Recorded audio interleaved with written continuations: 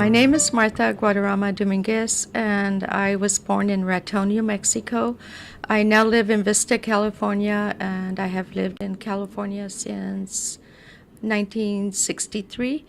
I love Vista. It's a very nice city, but I miss New Mexico. It will always be part of my family, and it'll always be in my heart.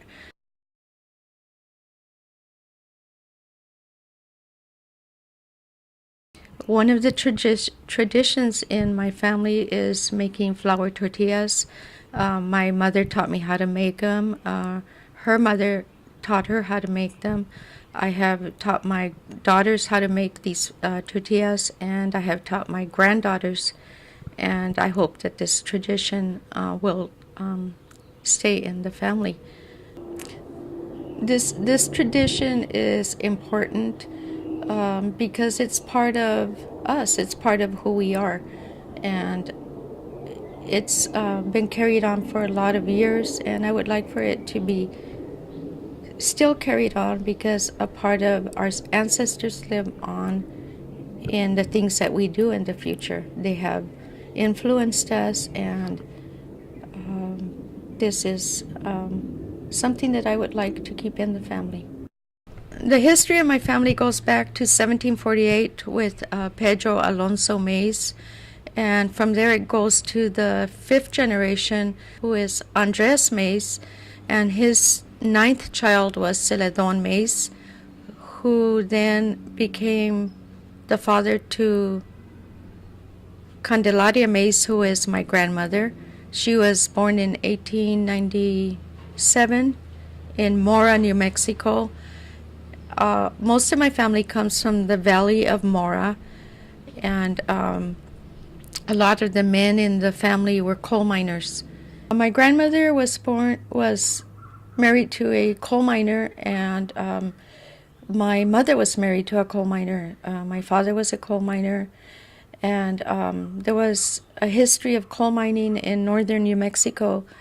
I have an older sister who was born in Dawson, New Mexico, and at that time in the early 20s and 30s, there were several huge explosions that killed a lot of coal miners, and to this day you can go to visit Dawson, and it's a ghost town. There's no one living there, but you can still visit the cemetery, and there are hundreds and hundreds of little white crosses.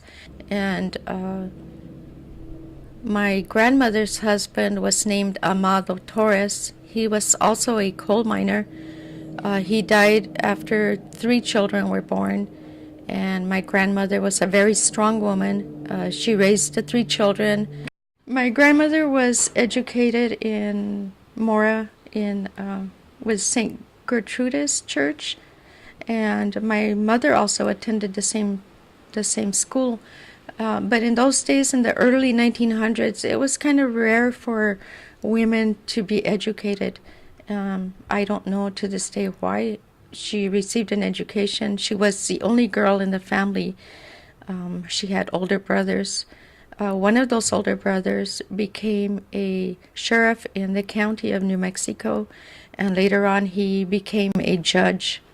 When my grandmother was born, New Mexico at that time was a territory of New Mexico, and in 1912 it became a state.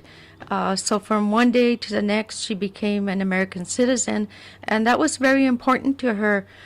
She voted, and my mother has always been a strong voter, and that has influenced my life, and I have been a poll worker. For the past 4 years, I work the elections, and I make sure that my kids have registered to vote. That's very important.